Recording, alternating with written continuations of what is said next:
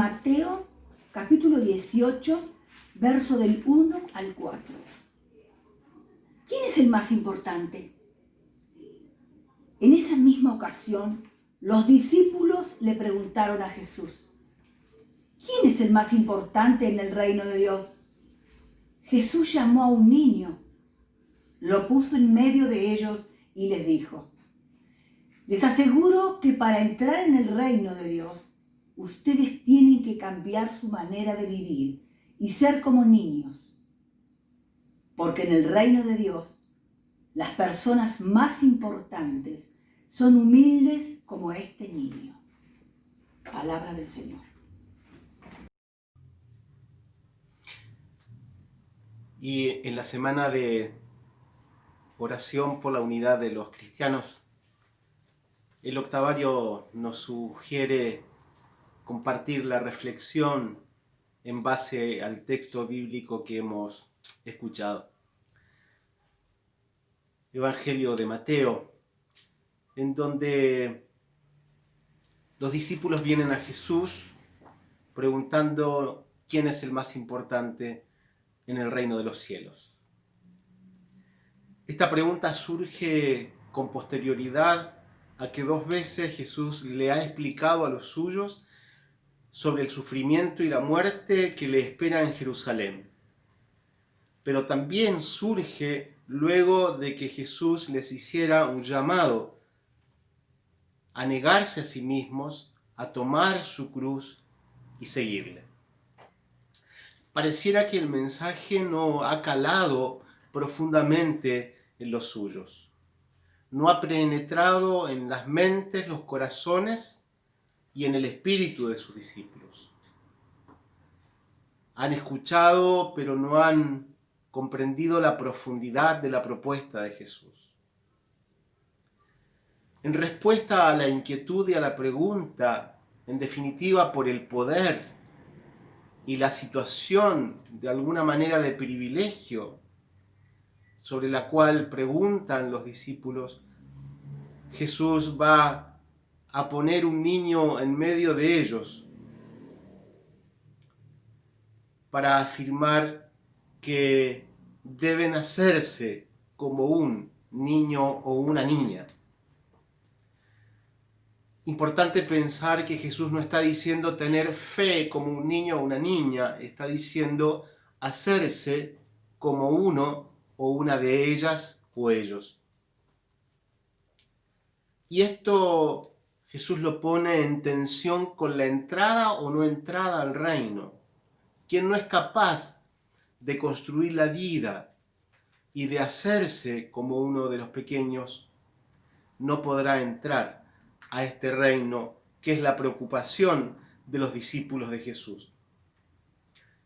El niño en el mundo antiguo, en el mundo de Jesús, el niño y la niña en un mundo de patriarcas y de concepción patriarcal de la vida, era aquel que no tenía estatus ni tampoco tenía derechos, no tenía entidad. Importa mucho pensar este dato en torno de la propuesta de Jesús, de asumir el lugar de aquellos que no tienen entidad, no tienen derechos y son pequeños, y que dependen completamente de otros y de otras. Jesús los va llevando y los va arrinconando en su enseñanza y en su propia práctica, a que puedan comprender y vivir que se requiere renunciar a las pretensiones de poder y también de algún tipo de estatus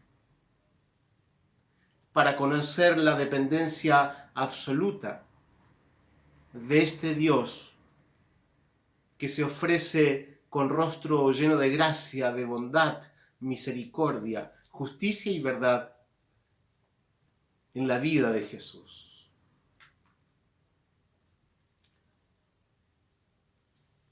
Hay una breve historia que ubica a un famoso teólogo y un padre de la iglesia visitando Roma y contemplando las riquezas de la iglesia.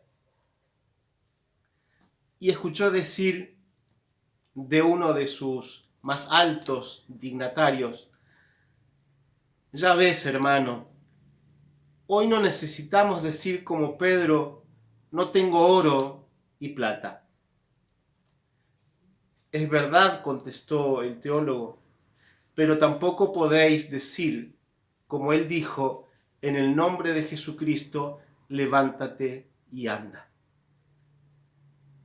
El poder de Jesús radica justamente en este desafío que nos provoca el Evangelio de poder pensar la iglesia ligada a la historia de los más pequeños. Una iglesia que se humilla a sí misma, una iglesia que se identifica con los pobres de este tiempo, de esta historia, con los pobres de Dios. Desafío enorme en esta semana de la unidad por los creyentes, buscar la unidad en relación a los más pequeños, haciéndose pequeños, haciéndonos pequeños, una iglesia que se empequeñece para que pueda florecer el reino de Dios en esa identificación, en esa comunión y en esa profunda vinculación con los pequeños y las pequeñas de nuestra historia. Que Dios bendiga y agracie profundamente esta semana de unidad por los cristianos. Oración por la unidad de los cristianos. Que podamos sabernos desafiados por el mismo Evangelio, a ser parte de este reino de Dios que crece junto a los pequeños y a las pequeñas. Que Dios bendiga ricamente nuestra semana de común unión y de oración profunda para poder ser la iglesia que Jesús necesita para este tiempo. Amén.